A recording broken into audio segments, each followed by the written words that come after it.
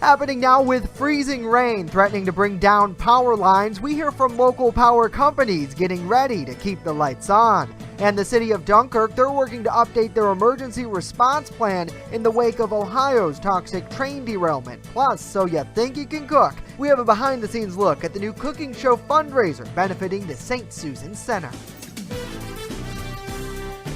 Live and on demand, this is WNY News Now.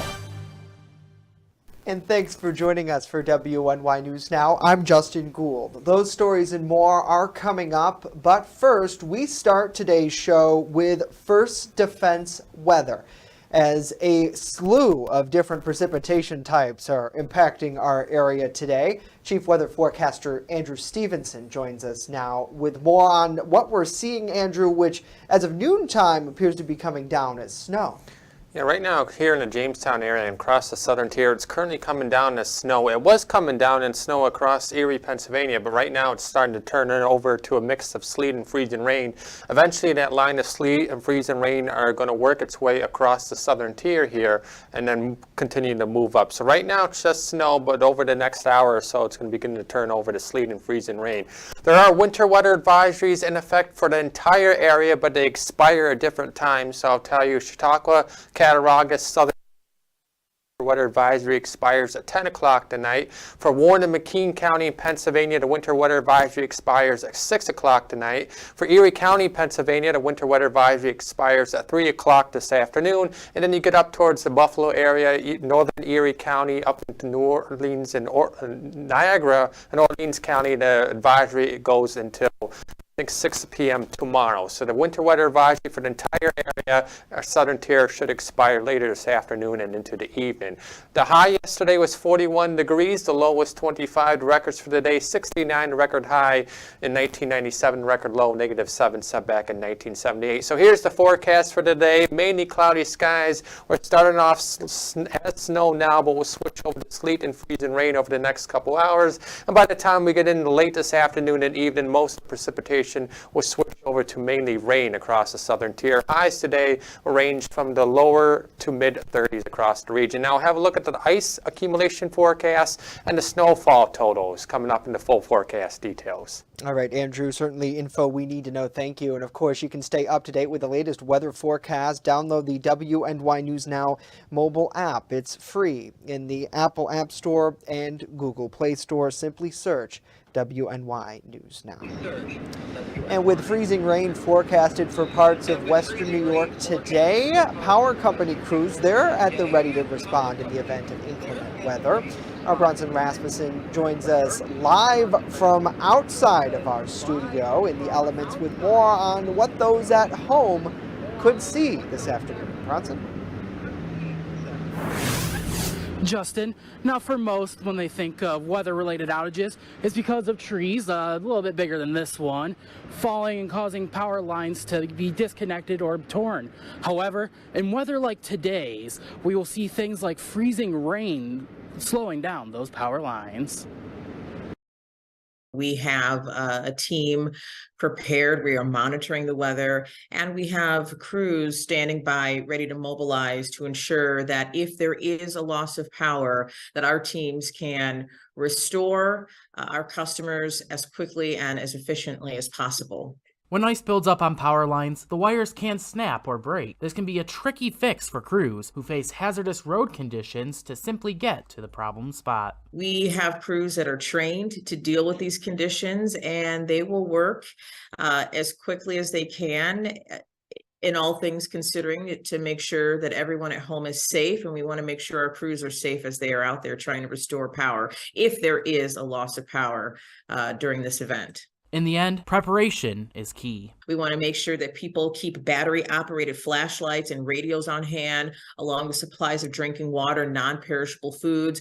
Make sure that your smartphones and tablets and other mobile devices are fully charged. And lastly, and this is probably the most important thing, we want to remind people to stay away from downed wires. Stay at least 30 feet from a downed power line. You never know if they can be energized, so you never want to go near those.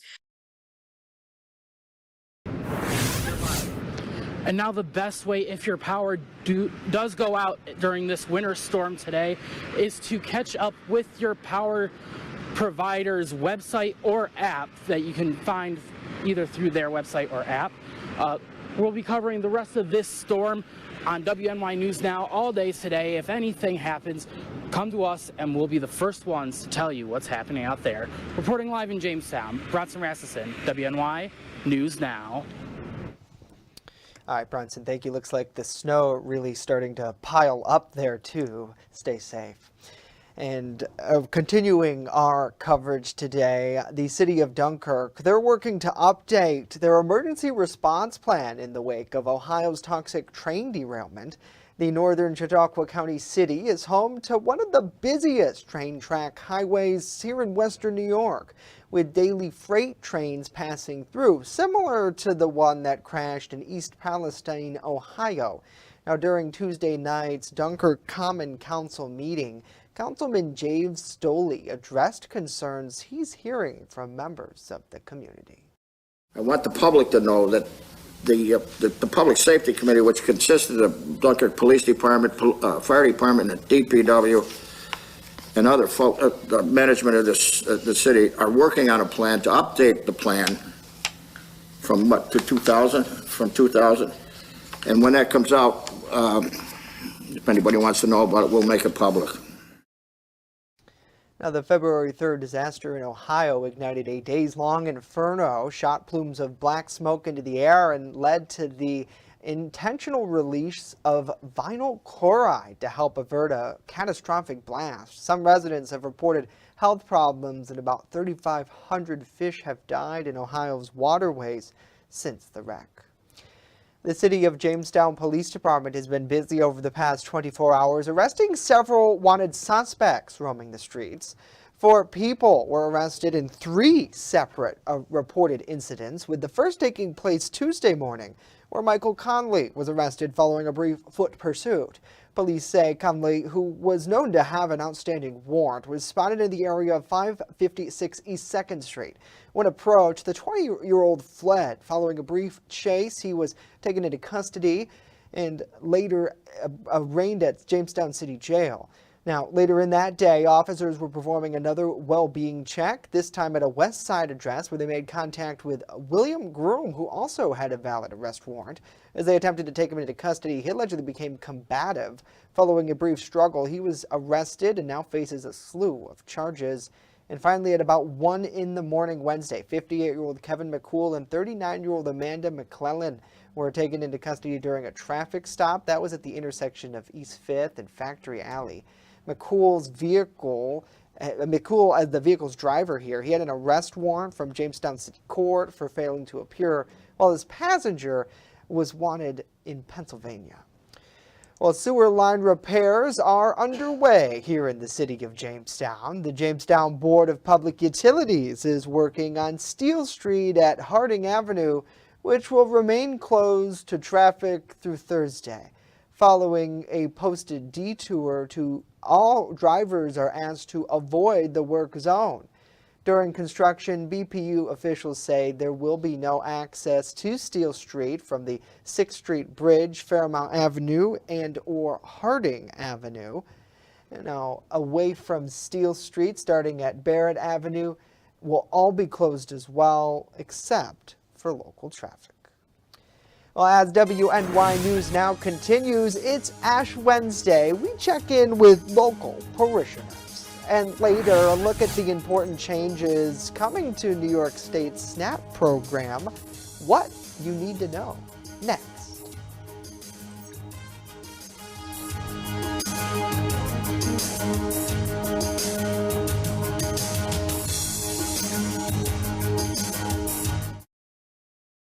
With coverage that matters. This is WNY News Now.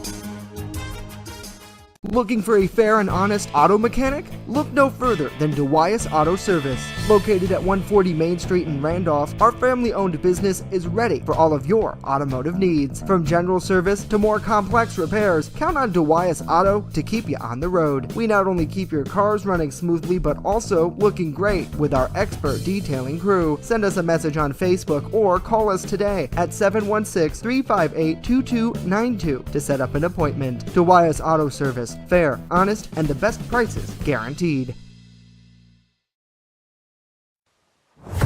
Have you ever wanted to live out your dreams? Hunt, fish, in all corners of the earth? Well, now's your chance. Follow Primitive Patriot Outdoors as we live out our dreams and show you how to live out yours through outdoor adventures. From Western New York to Africa to all corners of the earth, follow us on this adventure. It's an experience you've never seen before. Lead and Lures, Roku TV, channel 716.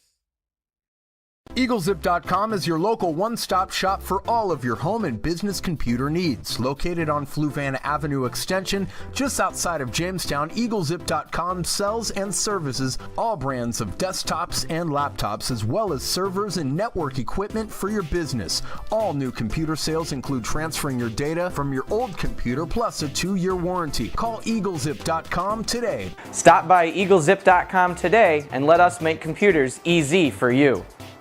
You're watching WNY News Now, where coverage comes first. Jamestown area residents marked the first day of Lent today. Ash Wednesday, also known as the Day of Ashes, is a day of repentance when Catholics and Christians confess their sins and profess their devotion to God leading up to Easter.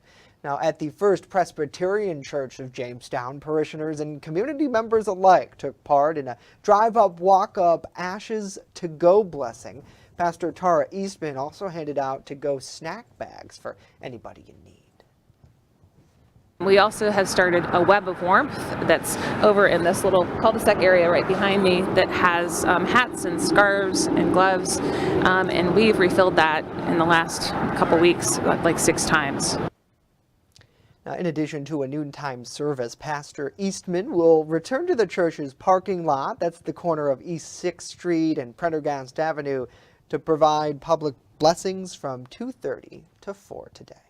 And we're taking a closer look into Governor Kathy Hochul's clean water infrastructure budget proposals. Our New York Capitol correspondent Elise Klein is breaking down the issue in the legislature and hearing from experts.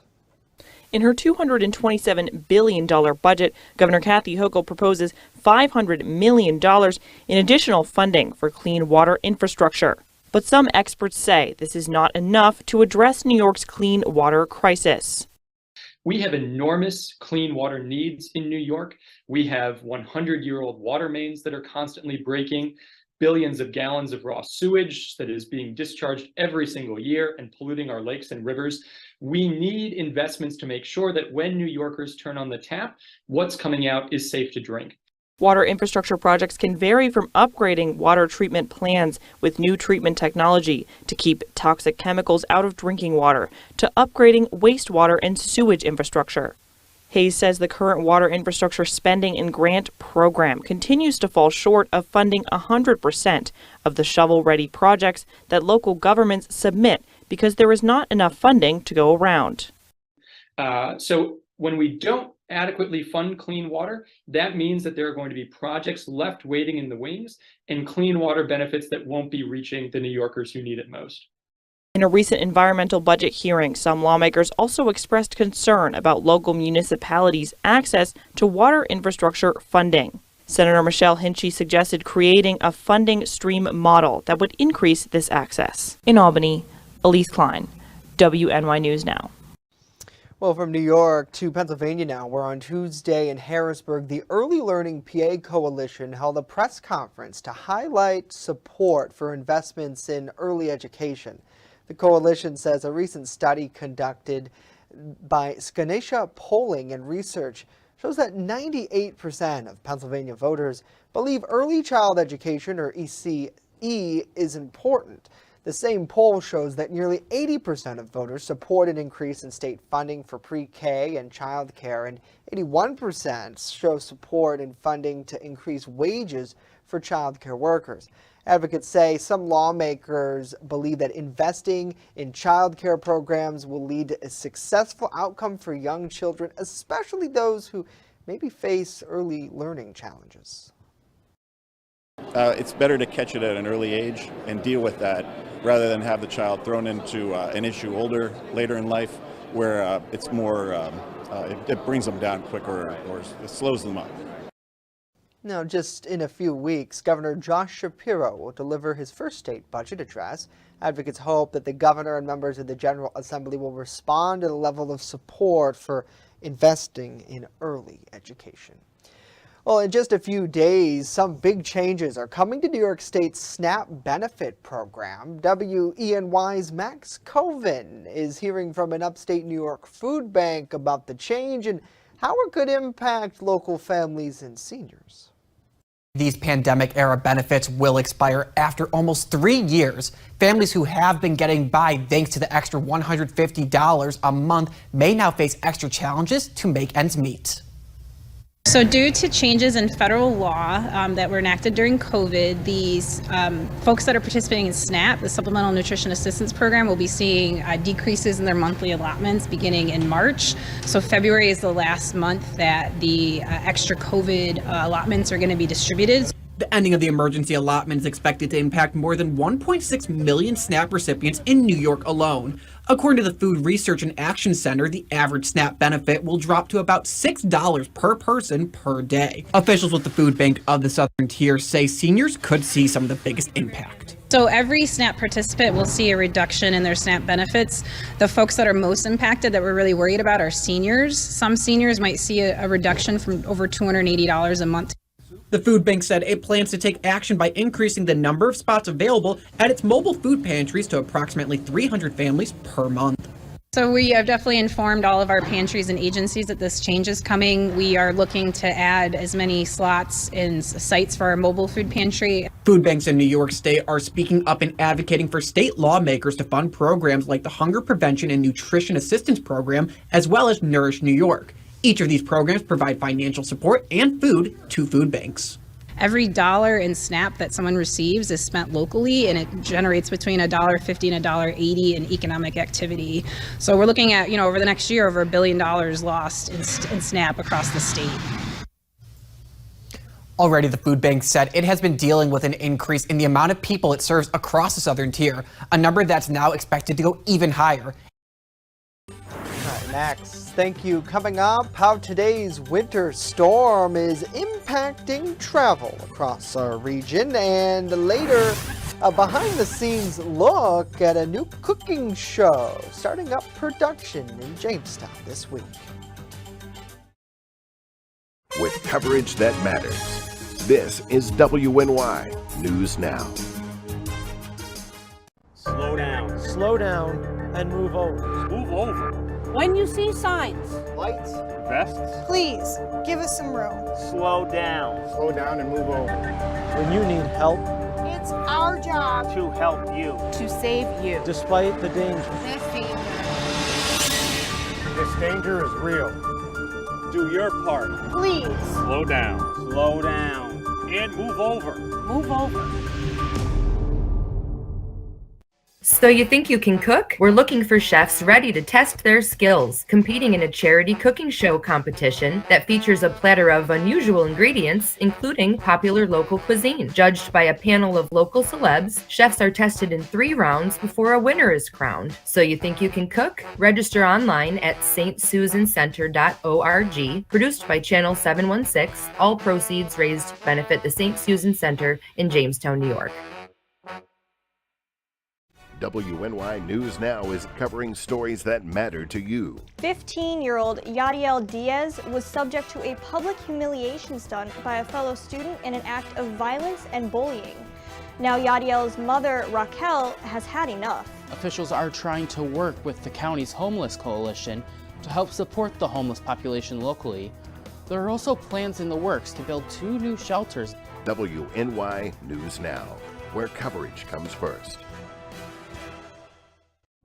Fast, accurate, and every day. First Defense Weather. Now, currently in downtown Jamestown, we got some lights out there. The current temperature is 27 degrees at the Jamestown airport with an east wind of 10 miles per hour, and that's making it feel like 18 degrees out there. Well, the winter weather advisories we have across our region is not only across our region. We got winter storm warnings across Michigan and Wisconsin. Blizzard warnings out across Minnesota and portions of the Dakotas where they could be seen upwards of 2 to 3 feet of snow. Now, we're not going to see that much snow, but this is how extensive this winter storm is, extending all the way out to the Dakotas and even far west than that.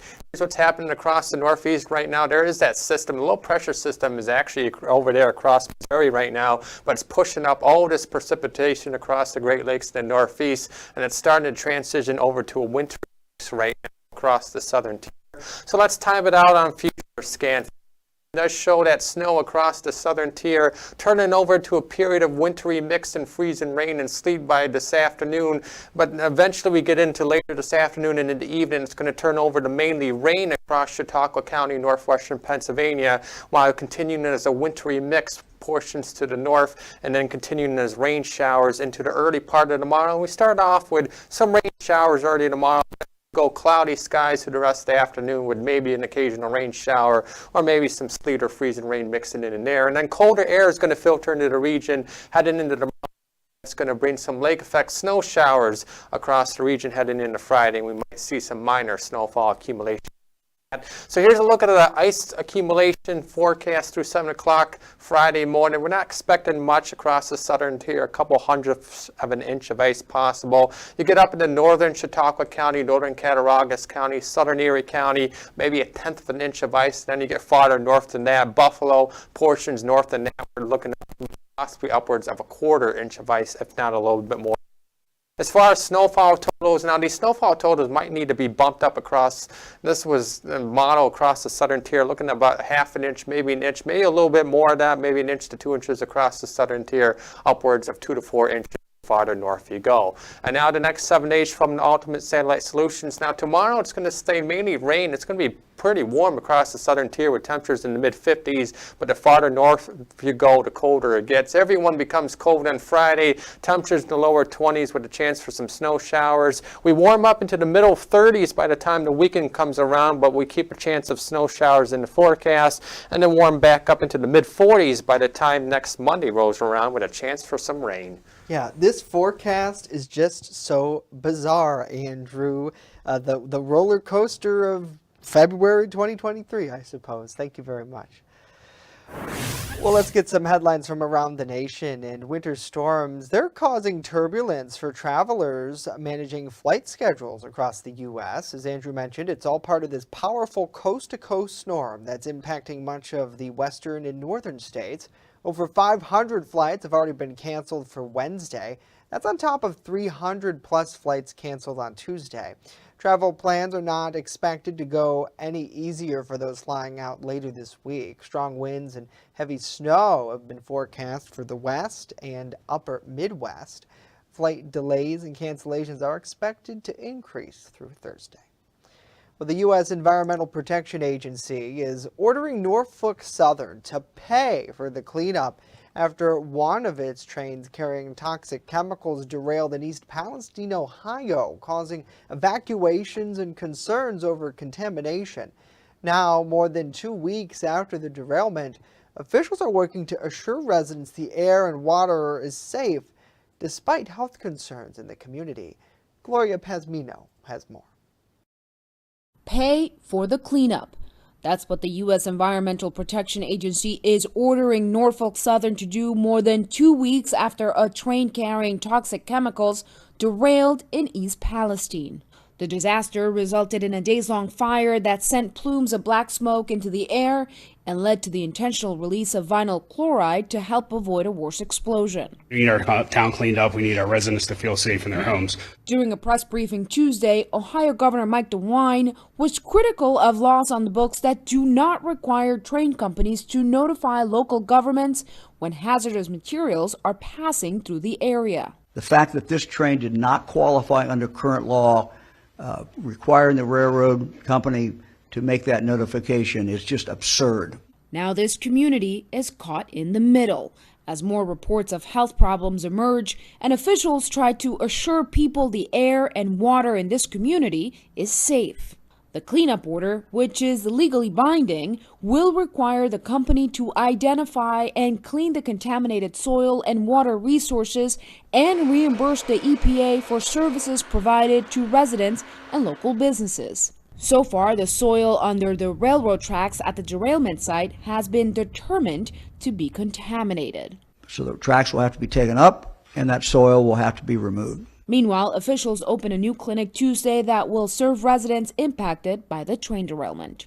I'm Gloria Pasmino reporting. The Biden administration is expected to roll out new asylum restrictions. That new rules would largely be and bar migrants who traveled through other countries en route to the U.S.-Mexico border from applying for asylum. Most migrants go through other countries, if not several, on their way to the States. The new regulations could impact thousands of people and make departure from decades-long protocols. The new rule, analysts say, is reminiscent of a Trump-era rule, which dramatically limited the ability to make asylum claims. Well, next, we have an inside look at the charity cooking competition that kicks off this weekend here in Jamestown.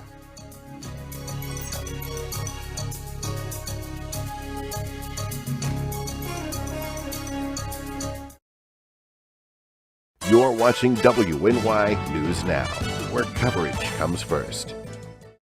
I know what you're thinking. I need a job. I need a new career. Well, I've been there. I've been there. I've been there. I wasn't happy with what I was doing. After high school, I didn't have a plan. I just wanted to start working. I got laid off twice, but you got to keep going. You just need the right skills. Find an apprenticeship. I found a 2-year IT program. I found a medical course online. I'm now a consultant in the tech space. You have more options than you think. You can do this. You will find something. You will find something new.